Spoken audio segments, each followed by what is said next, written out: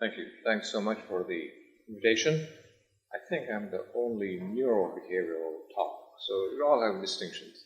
However, you have stolen some of my thunder by showing some of our slides, but I will continue to keep you interested. So, multigenerational transmission of hyperactivity or ADHD phenotypes. That's the topic. A disclosure, an accidental entrepreneur. What is ADHD? So, since I'm the first one, there is an ADHD talk after me, so let me take a few minutes or seconds. The three cardinal or key symptoms of ADHD, core symptoms, inattention, hyperactivity, and impulsivity. There are a number of comorbidities. Two important ones that I'll talk about are working memory deficit and cognitive inflexibility. We'll talk about these as I go through. So about 7 years ago, we published a paper showing that prenatal nicotine exposure or cigarette smoking during pregnancy almost doubles the risk for ADHD in the children. Other studies, clinical, had also shown this. But what we showed was ADHD due to prenatal nicotine exposure is essentially indistinguishable symptomatologically from ADHD due to any other causes, which sort of strengthened our resolve to develop an animal model, mouse model. People from EPA, hopefully you'll listen to me, this is useful. So how we did this is we took female mice, exposed them to nicotine in drinking water. Again, there are many different ways of doing this. For different reasons, we use drinking water exposure. I'm happy to talk about the other methods later. There was a belief that mice will not drink water containing nicotine because it's bitter. So we added saccharin. It's not really true. Our later experiments show that mice will drink water with nicotine. This meant that we had to have two controls, one with only saccharin, one with plain drinking water. The exposure was before mating or before conception and throughout pregnancy. In the data I'm going to show you. So let's begin with hyperactivity, one of the cardinal symptoms of ADHD. We measured locomotor activity. The x-axis is time. Mice are nocturnal, so they are more active when the lights are off.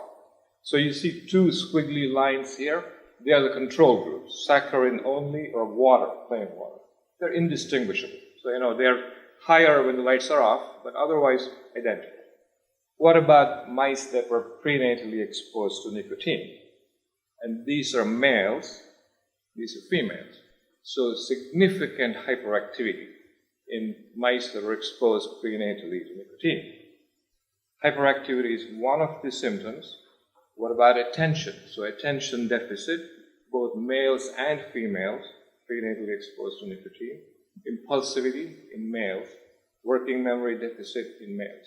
So there's a sex difference. So there's an impact of sex over the effects of nicotine. But essentially, hyperactivity, inattention, impulsivity are shown in mouse models, just like in humans that were prenatally exposed to nicotine. About this time, multigenerational transmission was becoming sort of accepted, or not quite yet, I guess, but it was becoming interesting, and Jill and I came in contact at the same time. So we said, well, this is an animal model where you can study multigenerational transmission a lot faster than in humans, if it is possible at all. So how did we do this? So we had the pregnant mother exposed to nicotine, F0, her offspring, F1, that I showed you had hyperactivity, attention deficit, working memory deficit. We took one of those offspring from F1, crossed with a drug-naive mouse, male or female. We got the F2 generation. Significant hyperactivity in the F2 generation as well. But as you heard, F2 is from a germline F1, already exposed to nicotine. It's not true multigenerational, so we went to F3. Significant hyperactivity in the F3 as well. So what this showed is prenatal nicotine exposure produces hyperactivity, and that is transmitted in a multi-generational fashion. Then we realized, I'm being coy a little bit here, that more men smoke cigarettes than women. And of course, we don't know how to get eggs anyway from mice. So we said, let's see what the effects of paternal exposure to nicotine is. We went back to our clinical database, and I already showed this paper, but there was a significant increase in the number of people with ADHD whose fathers also smoke. So there's it's a somewhat tedious relationship, but some evidence. Always good to put this in the context that regulators can understand or grant reviewers can understand. So there was a human context.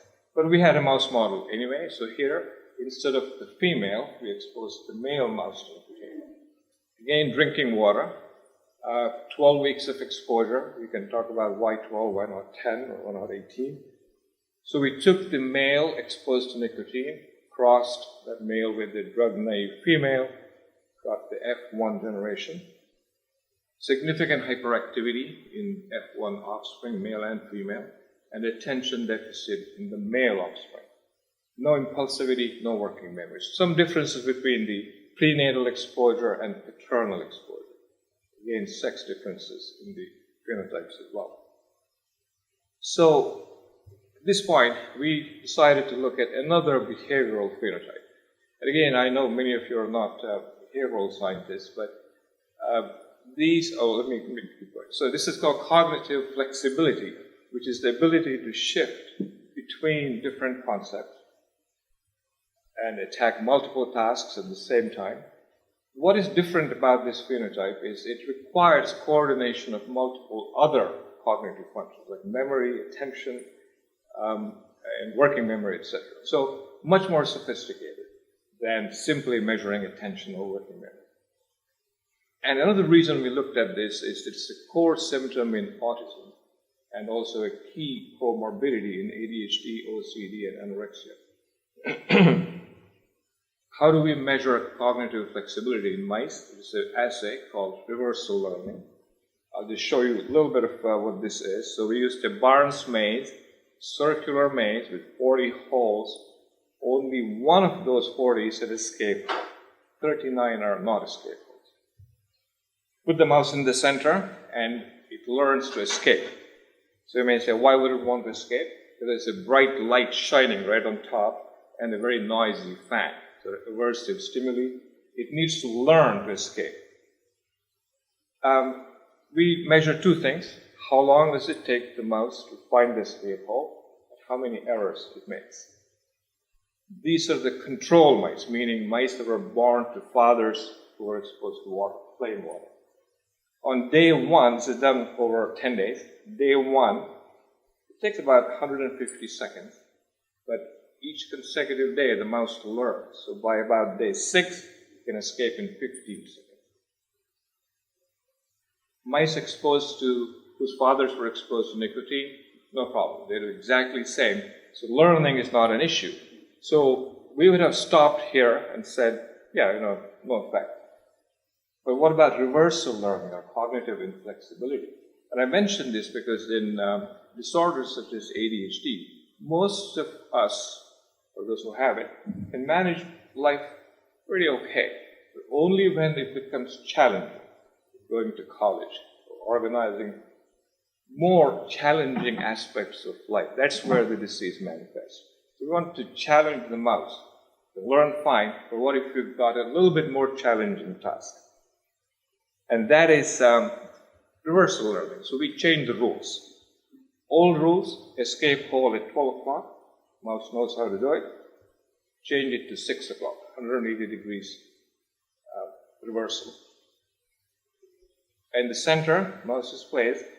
Now it needs to find the new hole.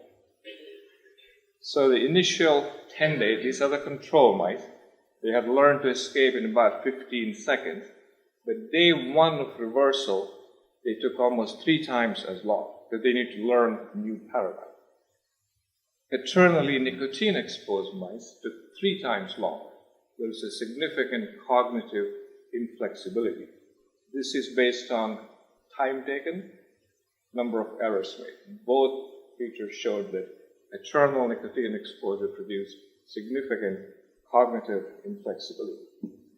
So this was in the F1 generation. What about F2? We took the F1, crossed with a drug-naive female, and produced the F2. Again, the same. There's significant cognitive inflexibility in the grandchildren of the male who was exposed to nicotine. So, when you use a mouse model, you have the advantage that you can go a little bit further and look in the brain and see what might be the mechanisms that produce these behavioral phenotypes.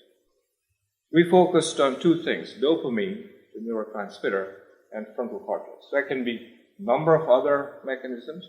The reason we chose these is if you put all these phenotypes together, and the mechanism and the brain region that comes to the top is dopamine and frontal cortex. Again, there are many other reasons, many other mechanisms and many other brain regions involved as well. So here I'm summarizing data. In the paternally nicotine-exposed mice, there were significant changes in dopamine, neurotransmitter itself, and expression of genes for the dopamine receptors in the F1 as well as F2. F2, the changes were in the gene expression pattern for dopamine receptors. So that was the mechanism for behavioral phenotypes, brain mechanisms. What about the potential mechanisms for heritability? You all have talked about this in much more detail, so what I'm going to show is going to be old news and perhaps not that exciting, but let me tell you anyway. So, obviously, somatic cells, germ cells, are exposed to the same environmental factor. Here, nicotine, the brain exposure of the brain manifests as behavioral phenotypes. What about the germ cells? So we collected spermatozoa and we looked for epigenetic modifications. In my simplistic view of why epigenetics and not genetic changes is, in our model at least, every single offspring had this phenotype. So it's unlikely to be a Mendelian inheritance, but that's a simplistic explanation, I guess. So we have methylation, acetylation of DNA, non-coding RNA. We are doing all these things now, but the data I have today is only on methylation of DNA. So there was a significant increase in global DNA methylation in the sperms of males that were exposed to nicotine. We were interested in dopamine receptors. So in the spermatozoa, we looked at methylation of the promoter regions of the 5 dopamine receptors. And the D2 receptor showed significant changes following nicotine exposure. So we have, neurobiologists will be happy to look at this and say nicotine exposure, changes in dopamine, frontal cortex, behavioral phenotypes consistent with ADHD. But what I think is being added here by multigenerational transmission is the concept of germ cells. So you can explain the behavior in the exposed generation by neurobiological changes produced by nicotine. The multigenerational transmission becomes much more complicated because we have germ cells involved and there is no longer a direct exposure. So this is where I believe the field is sort of waving its hands, and I by no means have the answer to it. But what we show at the phenomenological level, there is clearly a connection between an environmental factor, nicotine, that produces changes in the brain and in the germ cells, and somehow the epigenetic changes in the germ cell manifest at the moment miraculously, giving you exactly the same or some of the same phenotypes that the direct exposure of the brain produced. And this is, I guess, where the future of this research is going to be. Maybe you guys know the answers already. And as scientists and general people with curiosity, we always want to make sure that if we saw something, is it just a random effect? Is it a toxic effect? What about other relatively mild or relatively more serious environmental factors? So we have been looking at prenatal exposure to cocaine, and more recently, saccharin and aspartame, particularly for males. And I don't have data right now. So I can tell you that prenatal or paternal cocaine exposure paternal saccharin and aspartame exposure produce some of the phenotypes that I showed you with nicotine and other phenotypes we don't see with nicotine. Germ cell DNA methylation changes are also present, not identical to nicotine. So there is a lot of selectivity depending upon the environmental factor that we are looking at. So these are not random or global or toxic effects, but there's certainly some signal and specificity of the signal. I think that's where I'm going to stop. I'm going to summarize what I just told you. So maternal or prenatal or paternal exposure to nicotine produces changes in the brain, behavior, and germ cells. And the changes are transmitted to at least 2 generations. We haven't gone beyond F3. And epigenetic modification of DNA appears to be one of the plausible mechanisms so far for this multigenerational heritability. Thank you, and I want to thank Deidre McCarthy, who's sitting here, who did almost all of the work, and my colleagues at FSU and my former employer, Mass General Hospital of Boston. Thank you.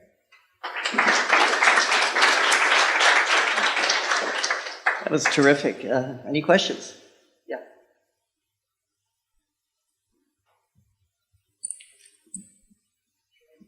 Excellent data.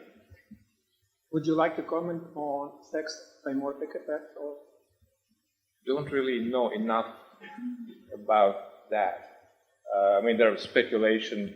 I mean, we talked about imprinted genes, hormonal effects. So really, no, I don't have anything specific. Sorry about that. And the ADHD symptoms tend to be slightly different between boys and girls, but there's disagreement. Is it really mechanistically or symptomatologically different, or just reporting is different? So, oh, I see. We're saying the male or female descent. Yeah.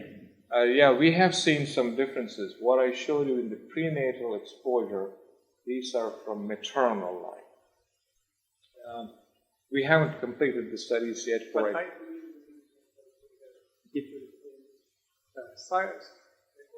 Oh, yes, sorry. Right, there are too many sex differences, I guess. So, yes, paternal exposure versus prenatal exposure has differences. But I just told you that we are looking where the light is. So we are looking at the same phenotypes in all experiments. So perhaps there are others that are similar or different. But in the attention deficit, hyperactivity, working memory, there are differences between paternal or maternal exposure. Thank you. Turn on the mic. Yeah. I think it takes a while. It takes a while to come on. It is on. It is on.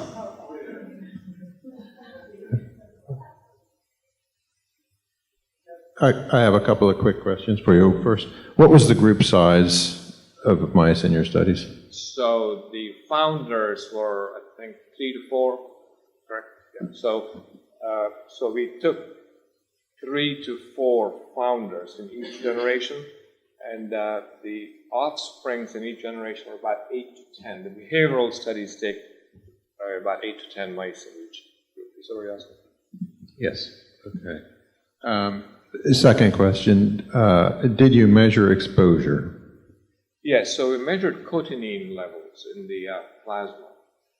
And there's always questions about how does that translate, but based on other reports, I forgot 80 nanograms per milliliter of cotinine is apparently about 20 cigarettes per day, but I'm only quoting what's published. Okay, and was there a sex difference in exposure? I mean, is there a metabolic, or is there a sex difference in the way nicotine is metabolized, do you know? I believe so, but I don't know what role it played here. I can't answer that question. And then just one last thing. Have you considered for the paternal exposures, staging or phasing the exposures to catch different stages throughout spermatogenesis? No, all I can say is 10 weeks of exposure did not produce these phenotypes. It required 12 weeks. but I don't, that specific,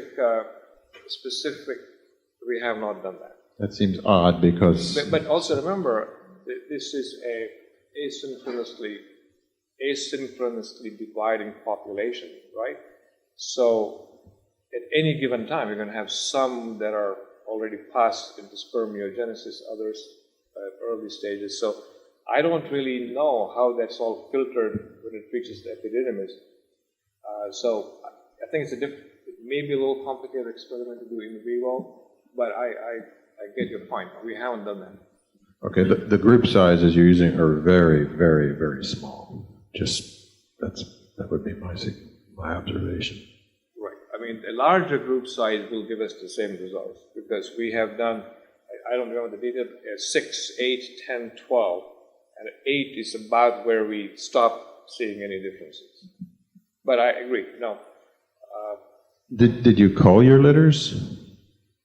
Yeah, we standardized them at the time of birth. And we took one male from each litter, I believe, because we have multiple behavioral assays, and we can't run the same animal more than about 2 or 3 weeks to learn.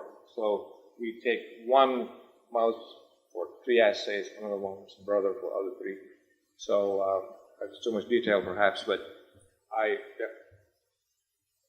Okay. Happy to talk later.